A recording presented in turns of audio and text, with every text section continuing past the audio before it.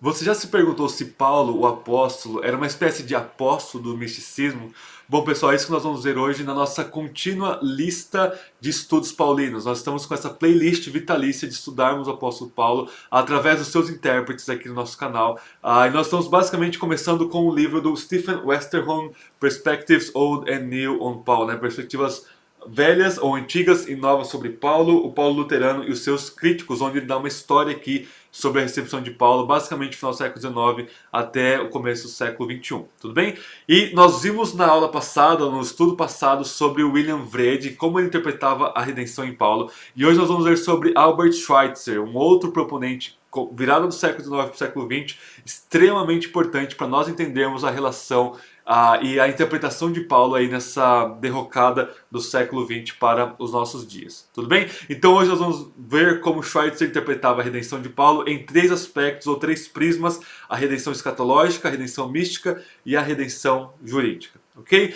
Mas antes de mais nada, se esses vídeos estão te abençoando a você entender melhor a teologia paulina e como ela é recebida na história, deixe seu like, se inscreva no canal, ative o sininho para você não perder nenhum vídeo dessa playlist sobre estudos paulinos que eu faço com muito carinho para vocês, pensando nas minhas ovelhas, nos meus alunos, mas em todos vocês que são inscritos aqui no canal. A gente prepara esse conteúdo para vocês, e uma forma de vocês me darem um feedback é conversando comigo no canal e ajudando o canal a crescer e atingir mais pessoas, para que a gente venha a amadurecer no conhecimento teológico, nosso conhecimento de Deus e tudo que envolve essa questão teológica. Tudo bem? Então, pessoal, vamos lá então. Nós vamos falar hoje sobre Albert Schweitzer, ok? Estamos diante de um gênio, não estamos diante de uma pessoa qualquer aqui.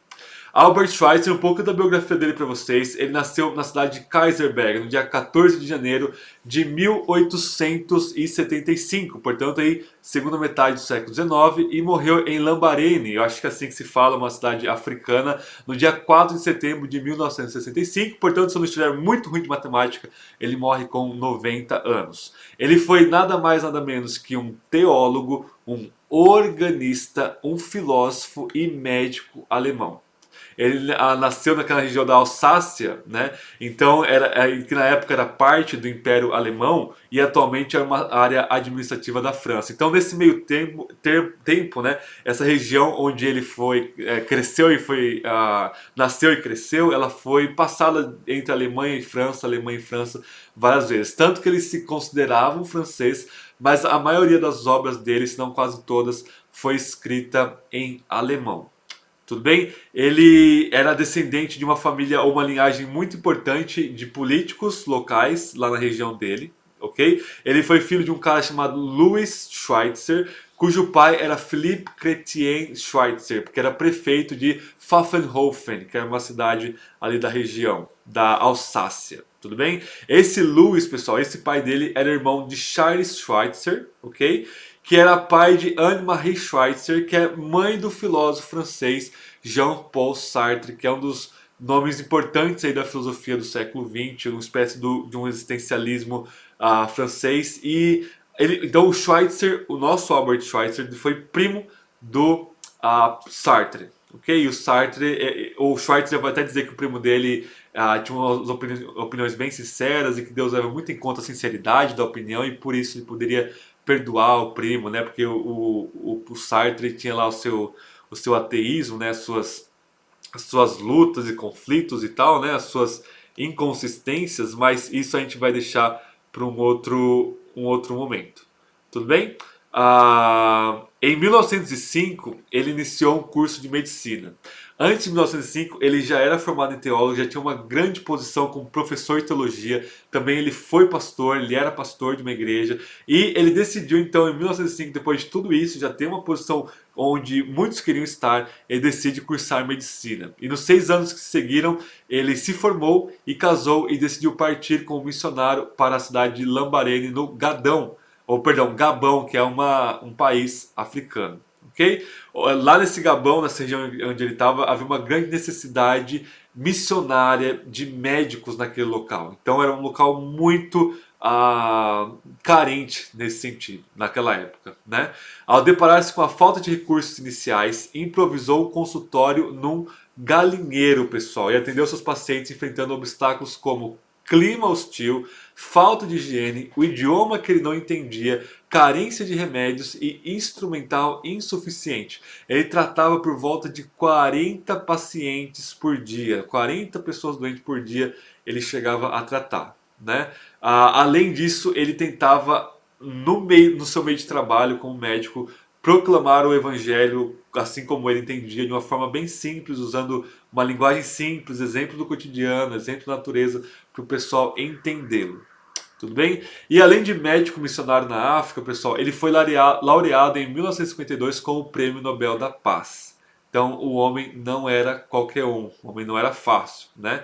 E ele escreveu 2 livros sobre Paulo, que nós vamos ver um pouco hoje resumidamente. O primeiro chama The Mysticism of Paul the Apostle, o misticismo de Paulo Apóstolo, que era para ser publicado em 1906 e houve alguns atrasos nessa publicação. E o segundo é Paul and His Interpreters, que é Paulo e seus intérpretes em 1911. Claro que eu estou falando dos títulos traduzidos para o inglês. Ok? Então, ele tem esses 2 livros que se tornam um clássico da recepção da teologia paulina. Mas antes desses 2 livros, ele já tinha escrito uma dissertação sobre o filósofo Immanuel Kant. Ele já tinha escrito um estudo muito fino e muito preciso sobre o maior músico de todos os tempos, que é Johann Sebastian Bach. E ele escreve esse estudo em francês. Ele escreve uma breve obra sobre como construir o órgão, né, o instrumento, o órgão, e uma monografia sobre a Última Ceia. Ele também escreveu o clássico, que ficou um clássico nos estudos dos evangelhos, chamado The Quest of Historical Jesus, né, a questão do Jesus histórico. Então ele é um cara que o que ele fazia, ele influenciava todo mundo, né? Ele é um cara assim, a revista Life diria que ele era o melhor homem do mundo, era um cara assim extraordinário. Então ele escreveu sobre Paulo, influenciava toda a teologia paulina, escreveu sobre os evangelhos, influenciava toda a recepção dos evangelhos. Escreveu sobre Bar, ele era membro da sociedade de Bar lá na sua região. Escrevia sobre Kant, um tratado muito bom sobre Kant, e por aí vai. Então, filósofo, musicólogo, organista, pianista, é sinônimo, né? Aí, teólogo, pastor, médico, missionário, tudo isso é o homem que nós estamos vendo hoje, Albert Schweitzer. Ok? Então vamos lá, pessoal. Vamos ver 3 coisas rapidamente sobre a relação de Jesus e Paulo, como Jesus pensava a partir do pensamento de Schweitzer, para então nós concluirmos o vídeo de hoje com essa questão de como Paulo ensinava e via a redenção. Então Jesus, para o Schweitzer, pessoal, ele se preocupava eminentemente com a escatologia. Se você não sabe o que é escatologia, é as coisas relacionadas ao fim dos tempos. Vem do grego eschaton, que é fim, né? E logia é discurso ou estudo sobre o fim. Então Jesus estava preocupado com o fim, né? Esse era o quadro referencial do pensamento de Jesus, como se dá nos evangelhos. Jesus tinha uma proeminente escatologia judaica. O que é a escatologia judaica na leitura do Schweitzer? Envolvia um fim cataclísmico do mundo, desse mundo mal. E esse mundo mal, ao vir ao fim, ele era substituído pelo reino de Deus, e Jesus achava que ele era o rei messiânico que reinaria nesse reino de Deus. Ok? Então, ele vai dizer o seguinte, o próprio Schweitzer vai dizer o seguinte: o ponto de partida do evangelho é exclusivamente a escatologia judaica. Ele diz lá no Paulo e seus intérpretes, na página de número 9. Então, o ponto do evangelho é escatológico. Em segundo lugar, o evangelho só sobreviveria se casasse com o helenismo. E aí, citando o próprio Schweitzer, né? Aí começa o problema fundamental da história do dogma. Na página 8 ele fala isso dos intérpretes de Paulo. Então, basicamente, a origem do evangelho é judaico, é uma escatologia judaica, mas ele não poderia permanecer nessas estruturas judaicas escatológicas se ele quisesse ser mais católico no sentido de universal. Então ele começa a se helenizar. Mas ao contrário do que alguns intérpretes da época vão sugerir, né, principalmente da escola da história das religiões e tudo mais, e o próprio Wrede, que nós vimos na aula passada, ele vai dizer que Paulo não inaugurou essa helenização. Okay? A estrutura de Paulo é ainda a mesma de Jesus, ou seja, escatologia judaica. E aí você tem a pergunta, ele tem vários dualismos, né, várias dicotomias, o Schweitzer. Ou Paulo era puramente judeu escatológico ou ele era puramente helenístico em seu ensino. Isso está lá no livro O Misticismo do Apóstolo Paulo, na página 8. Então, Paulo era um judeu com uma escatologia judaica, ou ele era alguém com pensamento helenista. E o Schweitzer vai dizer que ele era alguém com pensamento judaico, considerando toda a questão paulina e tal. Então ele vai discordar de muitos intérpretes da sua época. Ok? Então vamos lá. Para o Schweitzer, o ensino soteriológico de Paulo, ou seja, o ensino sobre a redenção, ele tem 3 aspectos que são hierarquicamente sucessíveis. Então o primeiro é mais importante, o segundo é mais importante e o último é o menos importante. O primeiro aspecto da redenção de Paulo é uma redenção escatológica. Eu vou explicar o que é isso para vocês. Assim como Wrede, o Schweitzer ele cria que a visão paulina de redenção envolvia principalmente o livramento da humanidade dos poderes angelicais que dominavam esse mundo, que a gente viu no vídeo passado. Ok? Se você não viu, veja o vídeo sobre William Wrede. Tudo bem?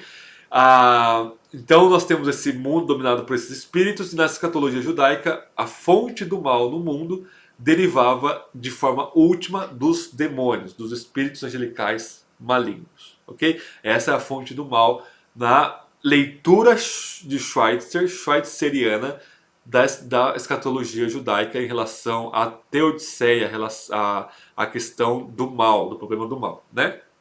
Ele vai dizer que Jesus também pensava assim, ele também pensava que a origem do mal, de todo o mal que existe no mundo, não cronologicamente, mas ontologicamente, vinha de fato dos demônios, né? E o que aconteceu? Jesus ele se entrega à morte para reverter a roda da história que estava predestinada. Então a roda da história estava predestinada ao mundo ficar guardado e subjugado pelos espíritos malignos. Então Jesus ele se entrega na morte.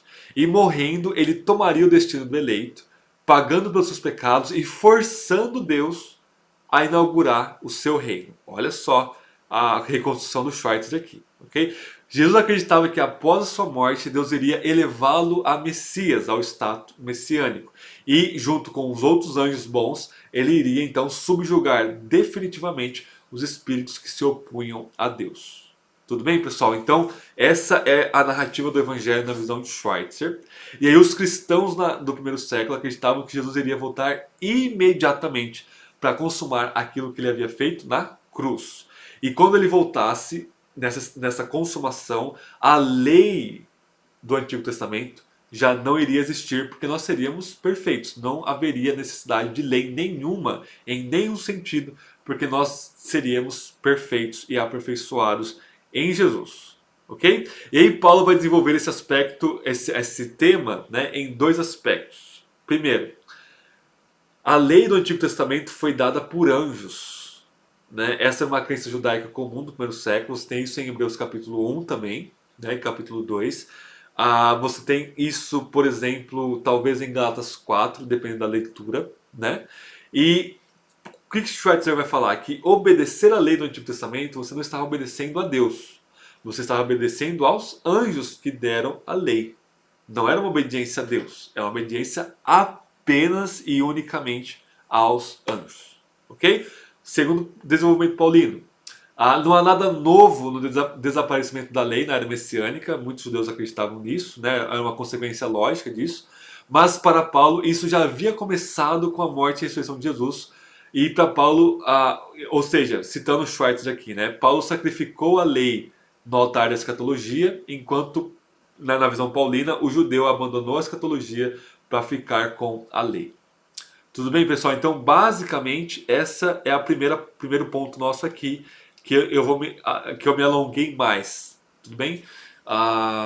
Então, essa é a escatologia de livramento dos espíritos malignos que já começou. Ou seja, o cristão não está mais debaixo da lei em nenhum sentido, porque ele não está mais debaixo da autoridade dos anjos caídos. Ok? Essa é a visão aí do Schweitzer. E aí você tem mais 2 aspectos que ele desenvolve para encerrar nosso vídeo aqui. Basicamente ele vai dizer que existe o aspecto místico, ou seja, o crente está unido a Jesus pela fé. Isso é demonstrado no batismo do cristão, né? Então nós morremos e ressuscitamos com Jesus. Isso é extremamente importante para Paulo. Tudo bem? Portanto, somente os cristãos, aqueles que estão unidos ao Messias, é que escaparam do poder das trevas, dos espíritos malignos e, portanto, não estão mais debaixo de nenhuma lei. E aí a gente vai para o último aspecto, que é o aspecto jurídico, ok? A justificação é o ato, para o Schweitzer, né, é o ato de Deus, no julgamento final, declarar alguém justo, basicamente. Né? Só que para Paulo, esse veredicto escatológico do juízo final foi adiantado na morte e ressurreição de Jesus. Portanto, aqueles que creem, eles já são justificados. Mas o Schwartz vai dizer que a justificação pela fé ela não é central para Paulo. Ela é apenas uma, ele vai dizer, uma cratera subsidiária dentro da cratera maior do seu pensamento, né, do buraco maior do seu pensamento, que é a escatologia e misticismo, né, a união mística. Então, pessoal, tirando todo esse folclore que Schweitzer deixou ser influenciado ali na questão da redenção escatológica, dos espíritos malignos, aí toda essa questão, né? O Schweitzer ele acertou em pontos importantes, tudo bem? Qual que é o acerto do Schweitzer aqui e a nossa crítica positiva aqui, né? E para caminharmos para o fim do vídeo. A justificação pela fé, ela está dentro desse quadro escatológico do adiantamento ou da inauguração do julgamento final na vida do cristão.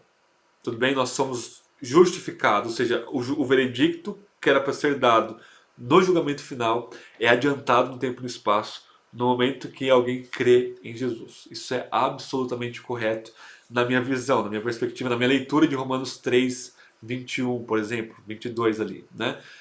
E também está dentro, ou flui, da união com Cristo. Então, a união com Cristo é a principal doutrina soteriológica de Paulo. Nós somos unidos a Jesus pela fé. E dessa união flui todas as coisas. Justificação, santificação, adoção e tudo que Paulo vai dizer sobre a salvação.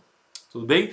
Então, tirando todos esses ruídos que o Schweitzer deixou ser influenciado pela sua época, ele acerta demais em contextualizar a justificação pela fé no enquadramento escatológico, ainda que a escatologia dele eu não vá concordar com tudo, obviamente, tem muita coisa embaçada, usando uma linguagem chula, né? E dentro, ou como sendo subsidiária à doutrina da união com Cristo.